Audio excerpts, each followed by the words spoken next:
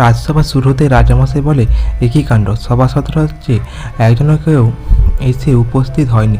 মন্ত্রীমশাই বলে, রাজামশাই হবে কি করে? আপনার জন্য তো ওরা সাহস পেয়ে যাচ্ছে। রাজামশাই বলে, মন্ত্রী তুমি যদি রাজা হতে তাহলে তুমি কি করতে? বলে, রাজামশাই আমি যদি রাজা হতাম তাহলে সকলের মাসের বেতন অর্ধেক করে কেটে নিতাম। রাজামশাই বলে, এই জন্য তো মন্ত্রী, তুমি মন্ত্রী, আমি রাজা।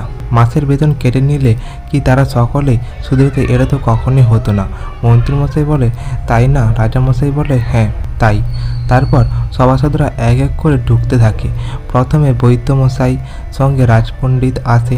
বৈদ্যমশাই বলে, রাজামশাই ভুল হয়ে গেছে, রাজামশাই ক্ষমা করে দেবেন, একটু আসতে দেরি হয়ে গেল। রাজপণ্ডিত বলে, রাজামশাই আসলে আমার পটল তুলতে গিয়ে দেরি হয়ে গেল রাজামশাই। রাজামশাই বলে, রাজপণ্ডিত তুমি পটল তুললে তো তুমি বেঁচে আছো কি করে? বলে, না না রাজামশাই, আমি ওই পটল তুলিনি, আমাদের গাছে অনেক পটল হয়েছিল তো ওই পটলগুলো তুলছিলাম। তারপর এক এক করে এর করে সভাসদরা আসে, যে যা দেরি হওয়ার কারণগুলো বলতে থাকে। ওতে গোপাল আস্তে আস্তে মনে মনে ভাবে, তোর গেই তো সেই রাজসভায় বসতে হবে, এখন যদি শুধু আমায় খেতে হতো, ঘুমাতো তাহলে যে কিনা ভালো হতো, আর ঘুমটাও তো খুব পাচ্ছে। যাই, এইবার ওই গাছটার তলায় বসে একটু ঘুম মেরে নিই। তারপর ওই বট গাছের তলায় বসে সমানে নাক ডাকতে থাকে। এদিকে রাজসভা শুরু হতে মন্ত্রীমশাই বলে, রাজামশাই রাজসভা যে শুরু করে দিচ্ছেন, আপনার প্রাণের প্রিয় গোপাল যে এখনও পর্যন্ত এলো না, তাহলে কি রাজসভাকে শুরু করে দেওয়াটা কি ঠিক হবে? রাজামশাই বলে, তাই তো, গোপাল এতক্ষণ আসছে না কেন? যাও দেখিনি গোপাল যে অবস্থায় আছে ওই অবস্থায় গোপালকে তুলে নিয়ে আসো। তারপর দুজন প্রহরী যখন গিয়ে দেখে রাস্তার মধ্যে বটগাছের তলায় গোপাল বসে বসে নাক ডেকে ডেকে ঘুমোচ্ছে। একজন প্রহরী আরেকজনকে বলে, কি রে, কি করি, গোপাল দাদাকে কি ডাকবো? আরেকজন বলে, না না, ডাকতে হবে না, রাজামশাই বলেছেন যে যেমন যেই রূপে অবস্থায় আছে সেই রূপ অবস্থায় নিয়ে চল, তুই দুটো পা ধর, আমি দুটো হাত ধরি, এইরূপ করে তুলে নিয়ে যাই, চল রাজামশাইয়ের কাজ। তারপর দুজনে চ্যাংদোলা করে গোপালকে নিয়ে গিয়ে সবার সামনে শুয়ে দেয়। তখন গোপাল জোরে জোরে নাক ডেকে ডেকে ঘুমোতে থাকে। সভাসদরা দেখে হাসে, লুটোপুটি খেয়ে দেখে। রাজামশাই বলে, গোপাল, গোপাল উঠবে তুমি? গোপাল তখন আচমকা ঘুম ভেঙে গিয়ে বলে, এ কি আজব কাণ্ড, আমি শুলাম গাছের তলায়, আবার পৌঁছে গেলাম রাজসভাতে। না, মনে হয় আমি স্বপ্ন দেখছি, দূর ঘুমিয়েই পড়ি তো। আবার চোখ বন্ধ করে নাক ডেকে ডেকে শুতে থাকে। মন্ত্রীমশাই বলে, রাজামশাই এরূপ করলে হবে না, ওর আলাদা ব্যবস্থা করতে হবে। তারপর এক বালতি জল নিয়ে এসে গোপালের চোখে মুখে ঢেলে দেয়। আচমকা গোপাল ঘুম থেকে উঠে বলে, রাজামশাই, রাজামশাই কোথায়? রাজামশাই বলে, গোপাল তোমার লজ্জা নেই? তুমি পথে ঘাটে যেখানে পারছো ঘুমিয়ে পড়ছো। বলে, রাজামশাই কী করি বলুন, আমার চোখ দুটো যে শোনে না, একাই বন্ধ হয়ে যায়। মন্ত্রীমশাই বলে, রাজামশাই একটা নতুন নিয়ম করুন, নইলে যে সকলে এইরূপ করে রাজসভায় দেরি করে আসবে। এই নিয়মটা করলে তাহলে দেখবেন রাজামশাই সকলে তাড়াতাড়ি করে রাজসভায় আসছে। রাজামশাই বলে, মন্ত্রী কী নিয়ম করলে হয় বলো তো? বলে, রাজামশাই এই নিয়ম করতে হবে যে প্রতি মাসে যারা 3 দিন দেরি করে আসবে রাজসভায়, তাদের মাসের আর্থিক বেতন কেটে নেওয়া হবে। রাজামশাই বলে, হ্যাঁ একদম ঠিক বলেছো তো মন্ত্রী। বলে, হ্যাঁ রাজামশাই, আর ওই বেতন যে কেটে নেওয়া হবে ওই বেতনটা আমি নিয়ে নেব, নিয়ে গরিব দুঃখীদের মধ্যে দিয়ে দেবো। বলে, বেশ তাহলে তাই হবে। তারপর সভা শেষ হয়ে যায়। মন্ত্রী মহাশয় সভা শেষ হয়ে যাওয়ার পরে বটাকটার সাথে দেখা করে বটাকটাকে বলে, বটাকটা রে, শোন, তোদের একটা কাজ রয়েছে। বলে, কি মন্ত্রীমশাই বলুন। বলে, শোন, সভাসদরা যখন রাজসভায় যাবে তখন তোরা ইচ্ছে করে নানা বাহানা দেখিয়ে ওদেরকে আটকে রেখে দেরি করার চেষ্টা করবি, তাহলে পরে ওদের সবাই যেতে দেরি হবে, তাহলে পরে ওদের মাসের বেতন থেকে অর্ধেক বেতন কেটে নেব, তাহলে আমিও লাভ করে সঙ্গে তো ওদেরও কিছু দেব। বলে, তাহলে সঙ্গে তোদেরও কিছু দেবো। বলে, তাহলে ঠিক আছে মন্ত্রীমশাই, আমরা আজ থেকে লেগে পড়ব। তার পরের দিন থেকে সভাসদরা যখনই রাজসভা যায় তখনই বটা মাঝপথে আটকে দিয়ে নানা রকমের বাহানা করতে থাকে। সভাসদরা এই রূপ করে এক এক করে দেরি করে দেয় সবাই যেতে, এমনকি গোপালকেও ওরা ছাড়ে না। গোপালকেও মাঝপথে দাঁড় করিয়ে নানান রকমের কথাবার্তা বলতে থাকে।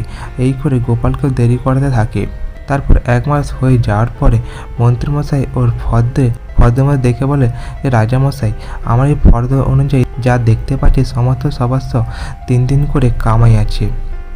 তাই ওই সমস্ত সভাসদদের অর্ধেক বেতন কাটা যাবে। আর গোপালের তো 10 দিন রাজামশাই, গোপালের তো পুরো বেতনটাই কাটা যাবে, আর ওই বেতনগুলো আমি নিয়ে নেব। মন্ত্রীমশাইয়ের কথা শুনে গোপাল তখন বলে, কেন আমার 10 দিনের বেতন কাটা যাবে কেন?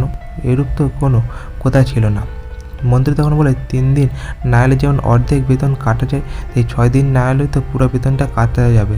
আর সেখানে গোপাল তো 10 দিন আসেনি, ওর তো পুরো বেতনটাই কেটে নিয়ে রাজামশাই সব আমি নিয়ে নেব। গোপাল বলে, কিছুতেই আমার বেতন আপনাকে আমি দেব না। রাজামশাই বলে, গোপাল এইরূপ বললে কি হয়? তবে রাজসভায় তো দেরি করেই আসছো, এত কিছু করার নেই, মন্ত্রীকে তো দিতেই হবে। বলে রাজামশাই, মন্ত্রীমশাই ভুল বলেছেন। রাজামশাই, মন্ত্রীমশাই কিন্তু কথাটা ঠিক বলছেন না। রাজামশাই বলে, তাহলে কি তোমরা প্রমাণ করে দেখে দিতে পারবে যে মন্ত্রীমশাই ঠিক বলছে না? গোপাল বলে, হ্যাঁ রাজামশাই, আমরা প্রমাণ করে দেখে দেবো যে মন্ত্রীমশাই ভুল বলছে। তার জন্য রাজামশাই আমরা 3 দিনের জন্য ছুটি নিচ্ছি, আর 3 দিন আমরা নিজেরাই কাজ করেই খাবো। রাজামশাই বলে, বেশ, তাহলে তোমরা 3 দিন কাজ করে কে কত কি আয় করলে সেটা বেশ আমায় তাহলে জানাও। বলে, বেশ রাজামশাই। তারপর রাজামশাই চলে যান।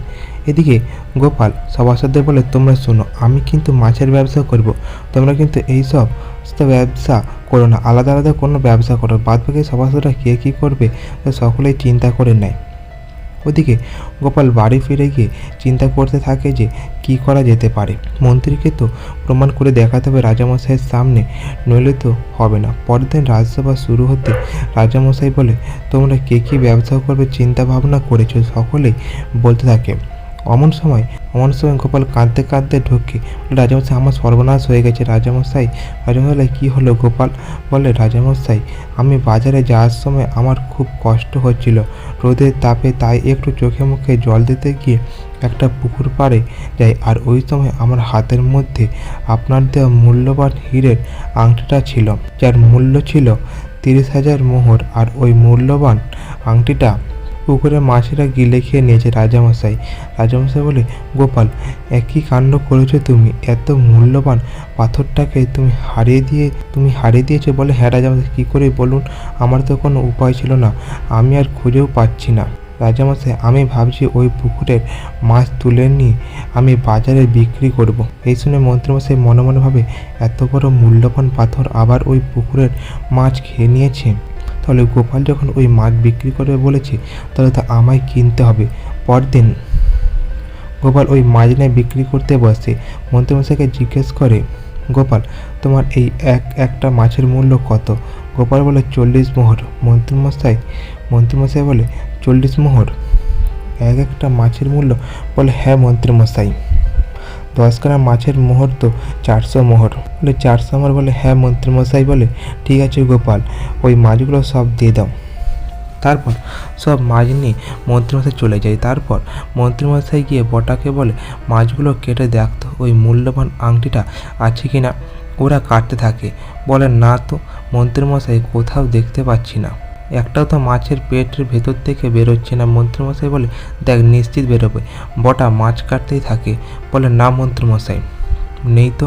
বলে, তাহলে কি আপনাকে ঠকিয়ে দিল?